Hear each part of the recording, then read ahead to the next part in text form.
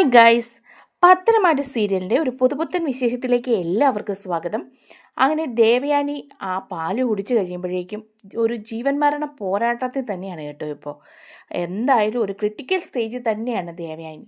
അതിനുശേഷം ഡോക്ടർമാർ പരിശോധിക്കുമ്പോൾ അതൊരു മരുന്നായിരുന്നു, ഒരു വിഷമായിരുന്നു എന്നറിയാണ്. അതിനെക്കുറിച്ച് അറിഞ്ഞു കഴിയുമ്പോൾ നമ്മുടെ നവ്യ ഇതറിയുകയും അനാമികയും അമ്മയും ചോദ്യം ചെയ്യുകയും ഒക്കെ ചെയ്യുന്ന ഒരു വിശേഷമാണ് നമ്മൾ പറയാൻ പോകുന്നത്. നമ്മുടെ വീഡിയോ കാണുമ്പോൾ തന്നെ ഒന്ന് ലൈക്ക് ചെയ്ത് കാണണേ, ചാനൽ കൂടി ഒന്ന് സബ്സ്ക്രൈബ് ചെയ്ത് സപ്പോർട്ട് ചെയ്യണേ. ഹോസ്പിറ്റലിൽ വയ്യാതെ കിടക്കുകയാണ് ദേവയാനി. ശരിക്കും പറഞ്ഞാൽ ഒരു ജീവൻ മരണ പോരാട്ടം തന്നെയാണ് കേട്ടോ. ആദർശും നയനിയും ഒക്കെ അടുത്തുണ്ട്, ജയനുമുണ്ട്. അപ്പോൾ ഇതിനൊക്കെ ശേഷം ഡോക്ടർ ചോദിക്കുന്നുണ്ട്, എന്താ നിങ്ങൾക്ക് എന്തെങ്കിലും കുടുംബ പ്രശ്നങ്ങൾ എന്തെങ്കിലും ഉണ്ടായിരുന്നോ? അപ്പോൾ ജയൻ പറയാണ്, ഇല്ല ഡോക്ടർ, അങ്ങനെ ഒരു പ്രശ്നങ്ങളും ഉണ്ടായിരുന്നില്ല. അല്ല പിന്നെ ഇവർ ആത്മഹത്യ ചെയ്യാൻ മാത്രം എന്തെങ്കിലും പ്രശ്നം? അപ്പോൾ ആദർശ് പറയാണ്, ഇല്ല ഡോക്ടർ. അതെന്താ ഡോക്ടർ അങ്ങനെ ചോദിച്ചത്?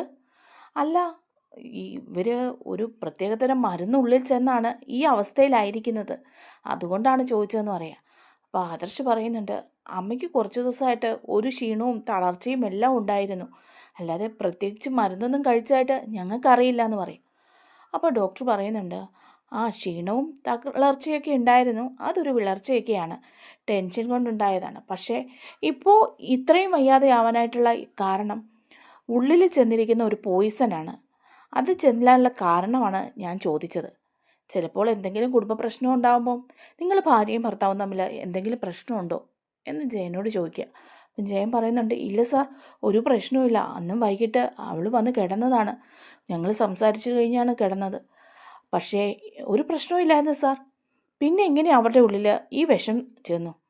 അവർ കഴിച്ചതല്ലെങ്കിൽ പിന്നെ ആരെങ്കിലും നിർബന്ധിച്ച് കൊടുത്താവണം, ഇല്ലാതെ അറിയാതെ ഭക്ഷണത്തിലൂടെ ചെന്നതാവണം. പക്ഷേ എങ്ങനെയായിരിക്കും ഇത് സംഭവിച്ചത്? അപ്പം ജയൻ പറയാണ്, അവൾ അവസാനം പാലാണ് കുടിച്ചത്, മേശപ്പുറത്തിരുന്ന പാലെടുത്ത് കുടിച്ചെന്ന് അവളെന്നോട് പറഞ്ഞു. അത് നയനമോള്, അവളുടെ ചേച്ചി നവ്യ, അവൾ പ്രഗ്നൻ്റാണ്, അവൾക്ക് കൊടുക്കാൻ വേണ്ടി എടുത്തു വെച്ചിരുന്ന പാലാണ്. അതാണ് ദേവയാനി എടുത്ത് കുടിച്ചത്. അപ്പം ഞാൻ വഴക്ക് പറയുകയും ചെയ്തു, നിനക്ക് വേറെ പാല് കുടിക്കാൻ മേലായിരുന്നു എന്ന് ചോദിക്കുകയും ചെയ്തു. പക്ഷേ അതിലൊക്കെ എങ്ങനെയാണ് സാർ ഈ വിഷം വരുന്നത്? അത് നമ്മൾ അറിയേണ്ടതാണ്. എന്തായാലും കുടിച്ച പാലിലുള്ള വിഷമാണ് ദേവയാനിയെ ഈ അവസ്ഥയിലാക്കിയിരിക്കുന്നത്. സംഗതി ഇച്ചിരി സീരിയസ് ആണ്, കുറച്ച് ക്രിട്ടിക്കലാണ്. എന്തായാലും നമുക്ക് ദൈവത്തിനോട് പ്രാർത്ഥിക്കാം എന്നിങ്ങനെ പറയുകയാണ് കേട്ടോ. അപ്പോഴേക്കും നയനയ്ക്ക് ആകപ്പാടെ വിഷമാവുകയാണ്. അപ്പം നയന ആദർശിൻ്റെ അടുത്ത് ചെന്നിട്ട് പറയാണ്, ആദർശേട്ടാ, എന്താ ഡോക്ടർ പറഞ്ഞത്? അമ്മയ്ക്ക് ക്രിട്ടിക്കൽ സ്റ്റേജ് ആണെന്നോ, പ്രാർത്ഥിക്കാമെന്നോ? എങ്ങനെ നമ്മളിത് സഹിക്കും? ഒരു കുഴപ്പമില്ലായിരുന്നില്ല, ആ പാല് ഞാൻ നവീജിക്കായിട്ട് എടുത്തു വെച്ചതാണ്, അതിലെന്ത് വിഷം വരാനാ? അതിലാര് വിഷം ചേർക്കാനാ? ഞാനല്ലേ പാല് കാച്ചി എടുത്തു വെച്ചത്, അത് അമ്മ എടുത്ത് കുടിക്കുകയും ചെയ്തു. നൈവേച്ചിക്ക് ഞാൻ വേറെ പാല് തിളപ്പിച്ച് കൊടുക്കുകയും ചെയ്തു. അങ്ങനെയുള്ളപ്പം ആ പാലിൽ എന്ത് ചേരാൻ ആദർശേട്ടാ? അപ്പോൾ ആദർശ് പറയാണ്, ഒന്നും എനിക്കറിയില്ല നവ്യെ, എന്താ സംഭവിച്ചതെന്ന് എനിക്കറിയില്ല നയനെ എന്ന് പറയാണ്. അപ്പം നയനെ കരഞ്ഞുകൊണ്ട് ആദർശിനോട് ചേർന്നിങ്ങനെ നിൽക്കുകയാണ് കേട്ടോ. അതിനുശേഷം ഡോക്ടറോട് വീണ്ടും ആദർശ് ചോദിക്കുന്നുണ്ട്, ഡോക്ടർ എങ്ങനെയുണ്ട് അമ്മയ്ക്ക്? ഒന്നും പറയാറായിട്ടില്ല ആദർശ്, ചിലപ്പോൾ കുറച്ച് ദിവസം ഇങ്ങനെ കിടക്കേണ്ടി വന്നേക്കാം.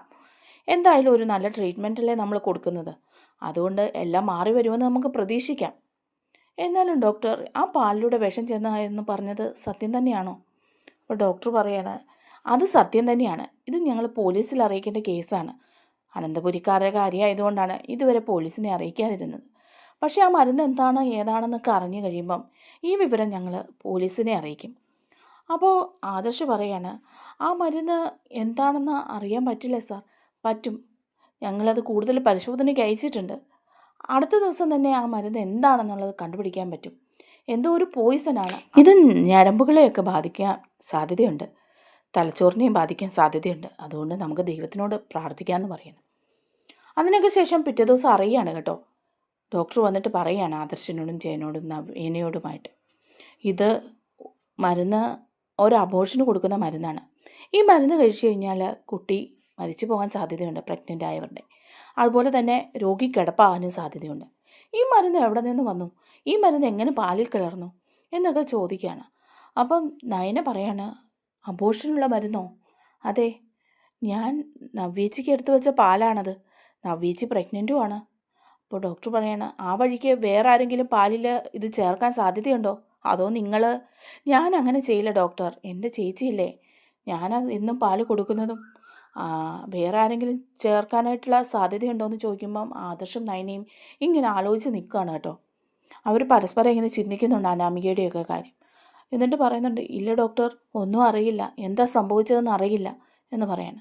എന്നാൽ നമുക്ക് പോലീസിനെ ഒന്ന് അറിയിക്കാം, അങ്ങനെയാണെങ്കിലല്ലേ കാര്യങ്ങൾ മുന്നോട്ട് പോവുള്ളൂ എന്ന് പറയുമ്പോൾ ആദർശ് പറയാണ്, തൽക്കാലം പോലീസിനെ അറിയിക്കണേ സാർ, ഇതിനൊരു വ്യക്തത വരുത്താൻ പറ്റുമെന്ന് ഞങ്ങൾ നോക്കട്ടെ എന്ന് പറയാണ്.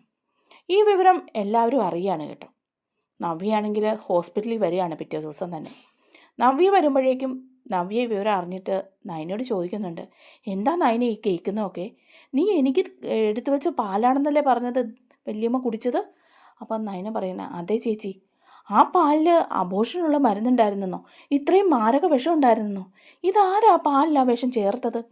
എനിക്കറിയില്ല ചേച്ചി, ഇപ്പോൾ എല്ലാവരും എൻ്റെ തലയിലോട്ടാണ് വരുന്നത്, എല്ലാം എൻ്റെ തലയിലാണ് വരുന്നത്. ഞാൻ ചേച്ചിയുടെ കുഞ്ഞിനെ കൊല്ലാൻ വേണ്ടി പാലിൽ വിഷം ചേർത്തെന്നാണ് അവരൊക്കെ പറയുന്നത്.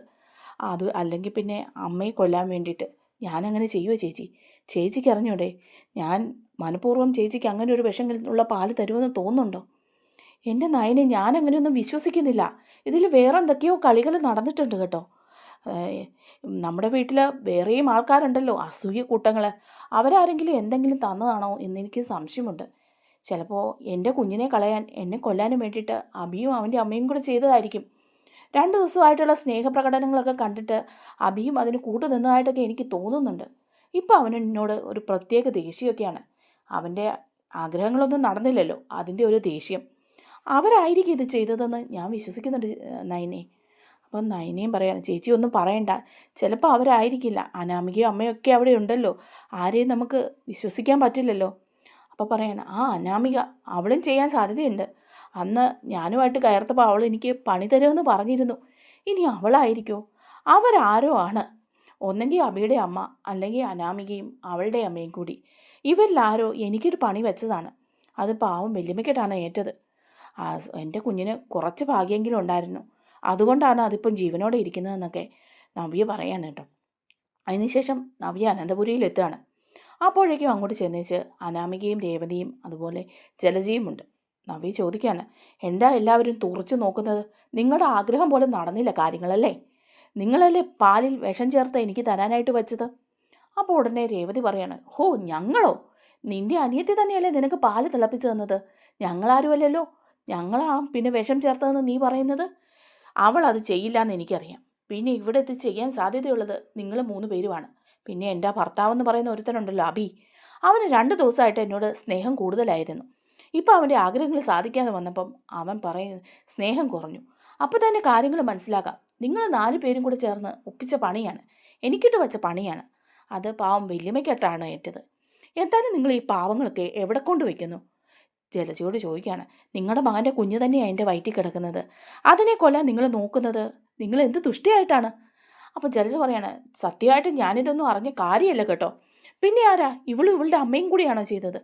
ആരൊക്കെയാണെങ്കിലും ഓർത്തോളൂ, ഇതിന് പകരം വീട്ടാതെ ഈ നവ്യ ഇരിക്കില്ല. നവ്യ നിങ്ങൾക്ക് ശരിക്കും അറിയില്ല. ആരാണോ എൻ്റെ കുഞ്ഞിനെ കൊല്ലാൻ ശ്രമിച്ചത്, അവരിതിൻ്റെ പരിണത ഫലം അനുഭവിച്ചിരിക്കും എന്ന് പറയാണ് കേട്ടോ നവ്യ. നമ്മുടെ വീഡിയോ ഇഷ്ടമാവുകയാണെങ്കിൽ ഒന്ന് ലൈക്ക് ചെയ്യാനും ചാനൽ ഒന്ന് സബ്സ്ക്രൈബ് ചെയ്ത് സപ്പോർട്ട് ചെയ്യാനും ആരും മറക്കല്ലേ. താങ്ക്